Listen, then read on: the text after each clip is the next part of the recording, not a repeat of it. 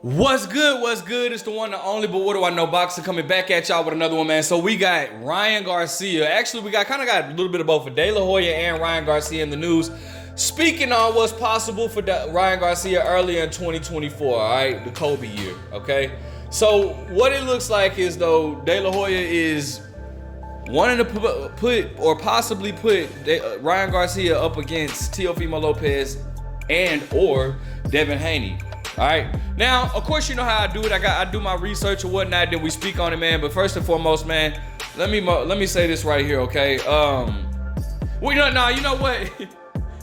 Let's go ahead and get into it, and I'll speak my piece. So, shout out to Boxing News 24. It says Ryan Garcia could fight Teofimo Lopez or Devin Haney on February 10th at MSG Sphere in Las Vegas. All right. So stop the cap. But anyways, let's go ahead and get into it, all right? It says Oscar De La Hoya has big plans for Ryan Garcia, saying he wants to match him against Teofimo Lopez or Devin Haney on February 10th at the Madison Square Garden. I'm sorry, I said Madison Square Garden. Hey, bro, when I see MSG, I think of Madison Square Garden. But I guess I don't know what the MSG Sphere is in Las Vegas. So anybody that's from Las Vegas or knows what that is, go ahead and let your boy know, because I don't. I don't know. But anyways, provided he wins against Oscar Duarte, which is his upcoming fight on December 2nd. All right.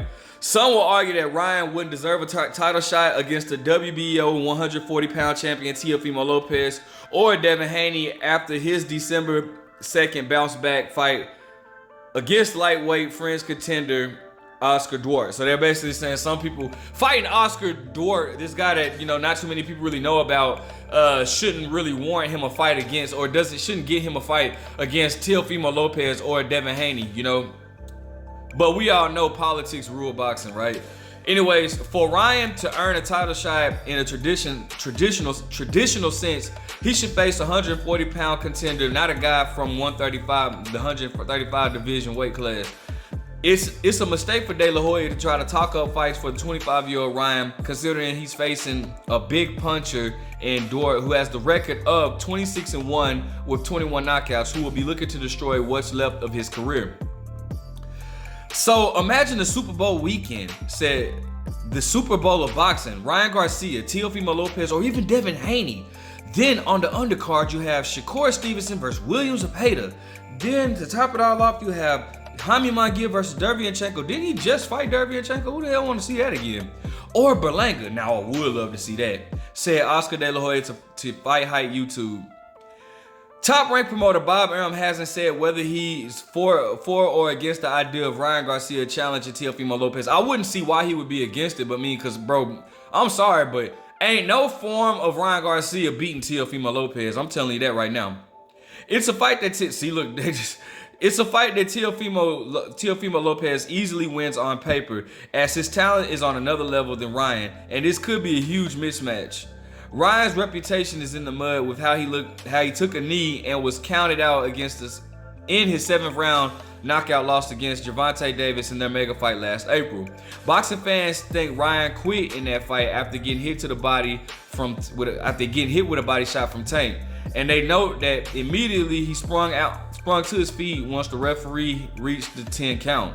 Then casually walked into his corner like he was taking a Saturday morning stroll in the park. De La Hoya feels that by staging Ryan Garcia fight during Super Bowl weekend against Teofimo Lopez, or Devin Haney in the new MSG Sphere in Vegas, there will be a tremendous amount of interest in the fight.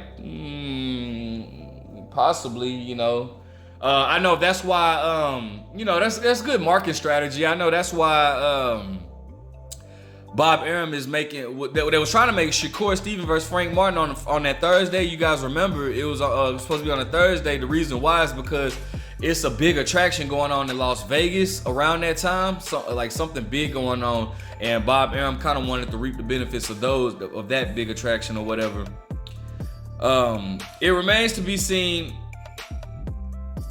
It remains to be seen whether Ryan Garcia, who has the record of 23-1 with 19 knockouts, will fight Teofimo Lopez or Devin Haney February 10th, because those won't be easy fights to set up. And the management for them could have other ideas ideas for what they want them to face next. So yeah, man, let's go ahead and break this down. All right, so listen, man. First and foremost, bro, De La Hoya has kind of been on this little rant about, wanting to work with a lot of promoters and wanting to do what's best for boxing, which it all sounds good, and it would even sound believable if it didn't seem like De La Hoya was on his last leg. All right, where was this talk when you had Canelo and you had Gilberto Ramirez wasn't ballooning up and waiting, wasn't getting his butt whooped by Bivol, and you had Ryan Garcia, who seemed to actually like you at the time, and you had Jaime Munguia, who still wasn't doing jack shit.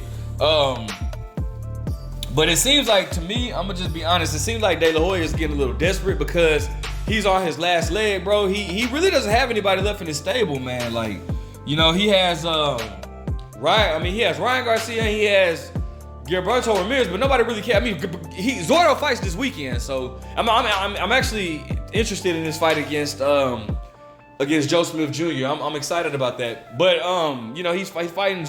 He has Zordo who took a bad loss against Bivol, and then he has Jaime Munguia still.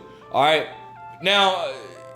But regardless, this is a step in the right direction. I think everybody feels like these promoters need to get together and make something happen for the sport of boxing. Now, here's my thing, though. It would suck, man. And, I would, feel really sorry for Derrick James, man, because Derrick James is already getting a lot of heat. And to me, it's not fair. The heat that Derrick James is getting is not fair. It's not really called for because let's not forget, bro, it's not like his fighters lost against bums. I mean, I can assure you Jermell Charlo's game plan from Derrick James wasn't to just not throw punches or whatnot. But regardless, the reason why I say this is because I think everybody and their mama knows that Ryan Garcia would get demolished by Teofimo Lopez, but then they would try to put that on Derrick James. They'll try to say, oh, Derrick James, he took another. Listen, I don't care who Ryan Garcia is training with. Eddie Reynoso, Freddie Roach, Robert Garcia, hell, I don't care who Ryan Garcia is training with. No form of Ryan Garcia is beating Teofimo Lopez. That's just all facts. I know you guys would like to have something else to blame on Derrick James, but that's just facts. I don't care who Ryan Garcia trains with.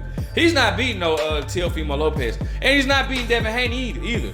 Now, ironically, if I'm Devin Haney, bro, I'm like, nah, forget you. Kind of like the same, because it's like my half tables turned. Now you want to work with Devin Haney after Devin Haney has tried numerous of times to fight Ryan Garcia when Ryan Garcia was his mandatory for the WBC. If I'm Devin Haney, bro, I'm kind of doing Ryan Garcia the way Errol Spence did Keith Thurman. Like, I'm like, nah, forget you, bro. Like, now you want to try to make something happen. But when I was trying to fight you, and when I was pressing for the fight, and when I was coming to your events and hopping in the ring and calling you out, you didn't want to make these fights. But now all of a sudden you do.